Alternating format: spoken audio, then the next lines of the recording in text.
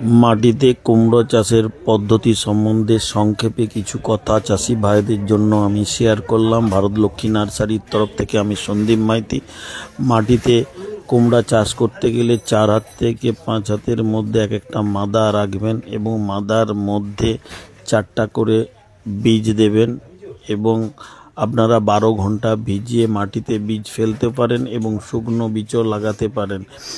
এবং শীতের মরশুমের ভারতলক্ষ্মীর যে বেস্ট কোয়ালিটির বীজগুলো আছে সেগুলো হলো বৈদ্যবাটি জাত, শিলা জাত, এগুলো ওপি জাত এবং F1 আছে অল সিজন লাগাবার মতো রাধা কুমড়া, এইচবি কুমড়া রাধা অল সিজন লাগাতে পারবেন এবং তার সাথে অল সিজন লাগাতে পারবেন পদ্মারানী কুমড়া এবং মাধুরী কুমড়া এবং শীতকালীন জাত চৈতালি জাতও পাবেন এবং বর্ষাতি জাতও পাবেন হালিশহর।